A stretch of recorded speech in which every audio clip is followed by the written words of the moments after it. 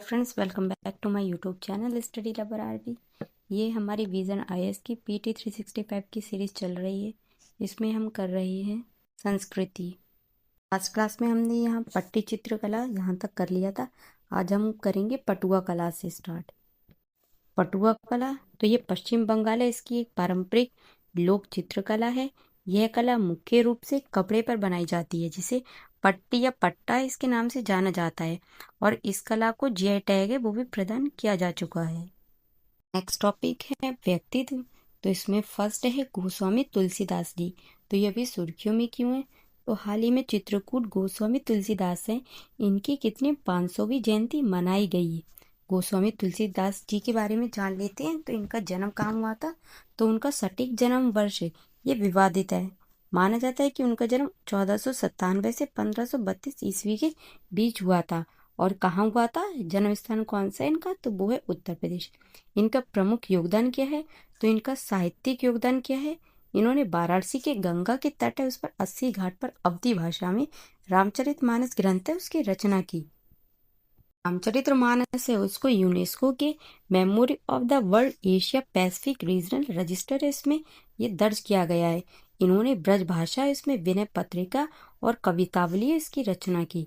उनकी प्रमुख रचनाओं में गीतावली, दुआवली, जानकी मंगल, पार्वती मंगल, बरवै, हनुमान चालीसा आदि ये सब शामिल हैं। भक्ति आंदोलन की बात करें तो तुलसीदास है ये जगत गुरु रामानंदाचार्य है, इसकी परंपरा में रामानंदी है, इसके संप्रदाय के एक सुधारक और कौन थे? दार्शनिक थे। वह सगुण भक्ति परंपरा इसके एक वैष्णव हिंदू संत और कवि थे, जो भगवान राम है इनके प्रति अपनी भक्ति के लिए प्रसिद्ध थे। उनका यह मानना था कि जो निरूढ़, निराकार, गुणहीन और अमूर्त ईश्वर है इसके प्रति भक्ति और जो सगुण भक्ति धारा है ये एक दूसरे के विरोधी नहीं है, बल्कि एक दूसरे के क्या है? पूरक है। यहाँ पर गोस्वामी तुलसीदास जी है उसके समकालीन दे रखे। उनके समकालीन कौन कौन थे? शेख अहमद सरहिंदी थे, ये 1564 से 1624। मियाँ मीर थे 1550 से 1635। गुरु नानक भी इनके समकालीन थे 1469 से 1539। शेख अब्दुल कुद्दूस गंगोही हैं 1456 से 1537। सम्राट अकबर हैं 1542 से 1605। सूरदास हैं 1478 1583। ये क्वेश्चन काफ़ी बार पूछा जाता है कि किसी से भी किसी का समकालीन पूछ लेते हैं क्वेश्चन में। तो मीराबाई हैं वो भी इनकी समकालीन थी 1503 से 1546। शंकर देव हैं ये भी थे 1449 से 1568। और चैतन्य महाप्रभु भी थे 1486 से 1534। और संत एकनाथ भी थे 1533 से 1599। संत एकनाथ 1533 से 1599। तुकाराम 1598 से 1650। और पुरंदर दास 1494 से 1564। सभी इनके समकालीन थे। मंदिर निर्माण तो इन्होंने वाराणसी में भगवान हनुमान है उसको समर्पित प्रसिद्ध संकट मोचन मंदिर है इसकी स्थापना की। रामलीला तो ये तुलसीदास की रामचरितमानस है, इस पर आधारित रामायण का पारंपरिक नाट्य प्रदर्शन है। इसकी शुरुआत तुलसीदास है इसके शिष्यों ने उनकी मृत्यु के बाद की थी। रामलीला यूनेस्को है उसकी मानवता की अमूर्त सांस्कृतिक विरासत की प्रतिनिधित्व सूची में शामिल है। हमारा नेक्स्ट टॉपिक है दादा भाई नौरोजी। तो ये भी सुर्खियों में क्यों है दादा भाई नौरोजी? तो हाल ही में पूरे देश में दादा भाई नौरोजी इनकी 200वीं 200 जयंती मनाई गई है। दादा भाई नौरोजी इनके बारे में तो 1825 से लेकर 1917 वे एक प्रख्यात भारतीय विद्वान, व्यवसायी और कौन थे? राजनीतिज्ञ थे।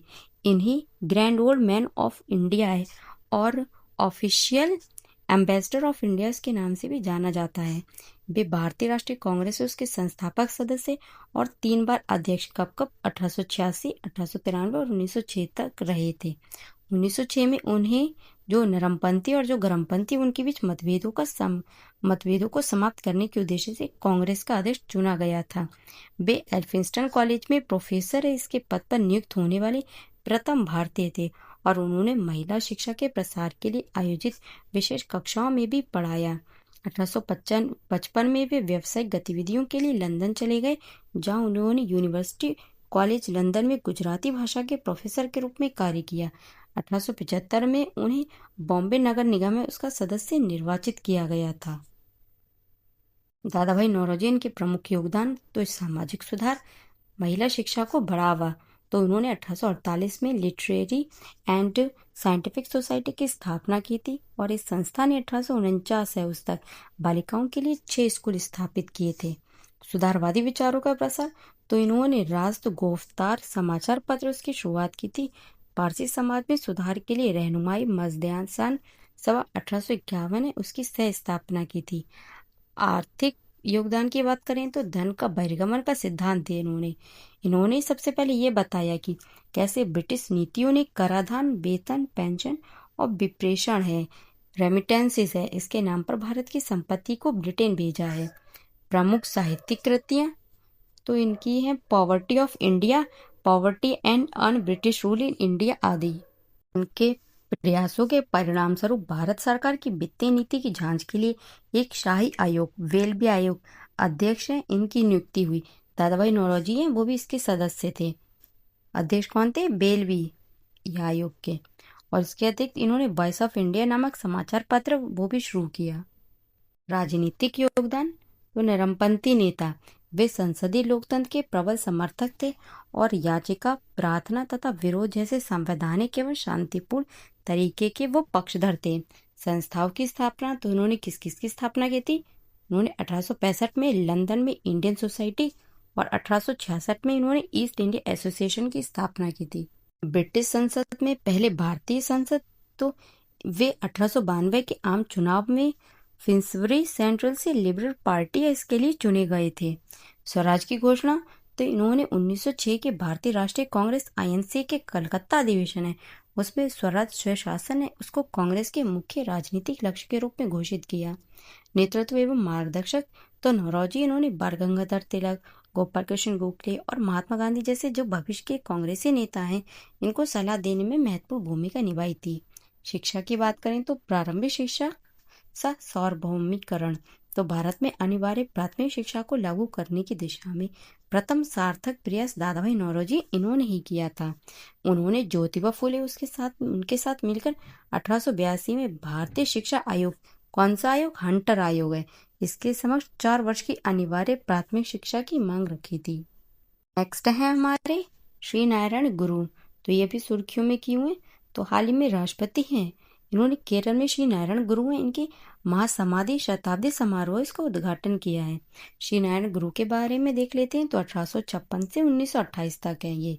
जन्म स्थान कौन सा है? तो इनका जन्म स्थान चेम्पाझंती नामक स्थान पर हुआ था जो वर्तमान में तिरुवनंतपुरम केरल के पास है।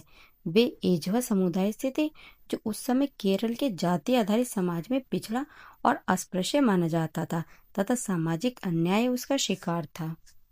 वह एक संत, दार्शनिक, कवि, आध्यात्मिक नेता और समाज सुधारक थे। इन्होंने तत्कालीन जाति व्यवस्था उसका विरोध किया। वह अपने अनुयायी हैं उनके बीच आमतौर पर गुरुदेवन के नाम से जाने जाते थे। इनके प्रमुख योगदान क्या क्या हैं? तो शिक्षाएं और सिद्धांत है। उन्होंने आत्मबुद्धि, सादगी और सार्वभौमिक प्रेम है इस पर बल दिया। उन्होंने सभी मनुष्य के लिए एक जाति, एक धर्म, एक ईश्वर के सिद्धांत का समर्थन किया। उनका मानना था कि जो वास्तविक मुक्ति है वो अंधविश्वास से नहीं बल्कि ज्ञान और करुणा से आती है। उन्होंने शिक्षा को मानव प्रगति और समृद्धि का एकमात्र साधन माना और कहा कि शिक्षा ही अंधविश्वास, भेदभाव और सामाजिक सुधारों के उन्मूलन का सर्वोत्तम साधन है। उन्होंने महिलाओं के लिए समान अवसर का समर्थन किया और केरल में जगह जगह स्कूलों की स्थापना की। उन्होंने 1913 में आलुवा है इसमें अद्वैत आश्रम की स्थापना की। ये जो आश्रम है ये ओम सहोदरय सर्वत्र, ईश्वर की दृष्टि में सभी मनुष्य के समान है, इसके सिद्धांत पर यह आधारित था।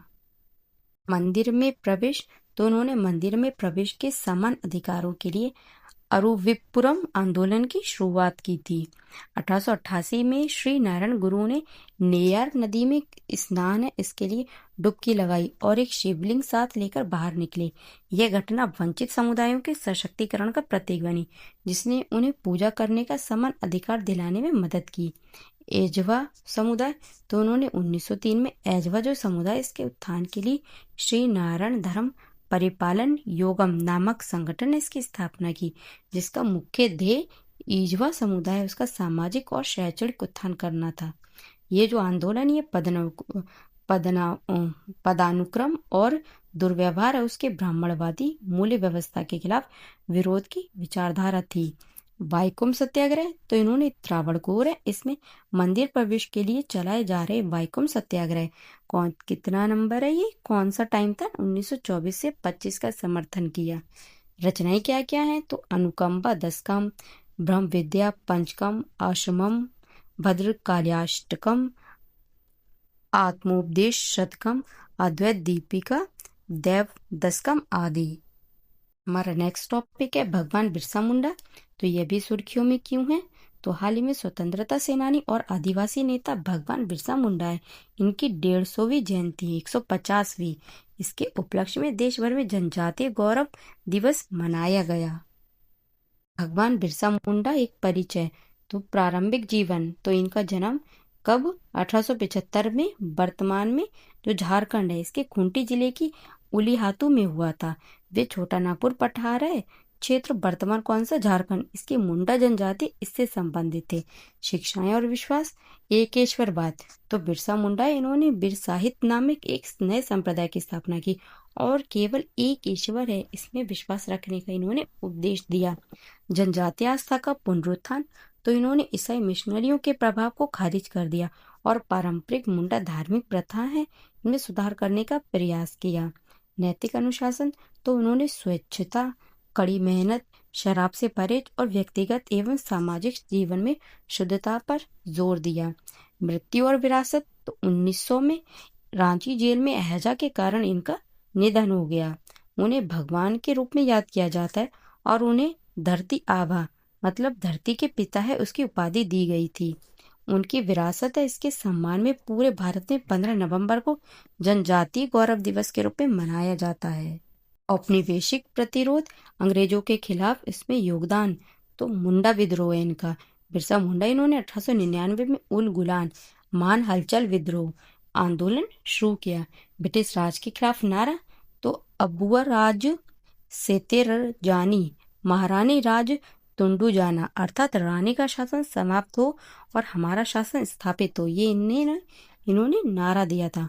मुंडा विद्रोह के बारे में, तो विद्रोह के कारण क्या क्या थे, तो स्थायी बंदोबस्त अधिनियम 1793, तो इसने पारंपरिक खूंटी है व्यवस्था, संयुक्त भूजोत वनों को साफ करने वालों का कुल आधारित सामूहिक स्वामित्व है, इसको इन्होंने समाप्त कर दिया।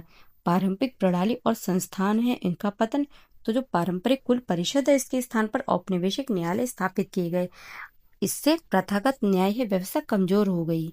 आर्थिक और सामाजिक शोषण, बेथ बेगारी, तो जनजाति इन पर यह थोपा गया जबरन या बिना वेतन का क्या था, श्रम था। ऋण के लिए जो साहूकार उन पर निर्भरता थी, जिसके कारण कर्ज और भूमि उसका उछिन्ना शुरू हुआ। ये सब क्या है, विद्रोह के कारण हैं। तो विद्रोह के उद्देश्य की बात करें तो क्षेत्र में ब्रिटिश शासन को उखाड़ फेंकना और औपनिवेशिक उत्पीड़न है उसको समाप्त करना। मुंडा क्षेत्रों से दिक्कुओं मतलब जो बाहरी लोग हैं जैसे जमींदार, साहूकारों और अन्य शोषक हैं उनको शोषकों को बाहर निकालना। भूमि पर मुंडाओं के पारंपरिक नियंत्रण उसको बहाल करना और खूंटकट्टी प्रणाली उसको फिर से शुरू करना या संरक्षित करना। ब्रिटिश कानूनों से मुक्त बिरसा राजेश के तहत एक स्वतंत्र मुंडा राज्य की स्थापना करना। विद्रोह के परिणाम की बात करें तो इससे बेगारी प्रथा की समाप्ति हुई। इसने संगठित जबरन श्रम इसको कम करने में मदद की। छोटा नागपुर काश्तकारी अधिनियम, तो इस कानून ने जनजातियों की भूमि को जो गैर जनजाति हैं इनको हस्तांतरित करने पर रोक लगा दी और जो भूमि है उस पर उनके स्वामित्व अधिकारों की रक्षा की। फ्रेंड्स, ये वाली क्लास हम यहीं पे समाप्त करते हैं। आगे के टॉपिक हम नेक्स्ट क्लास में करेंगे। तब तक के लिए थैंक यू। जय हिंद।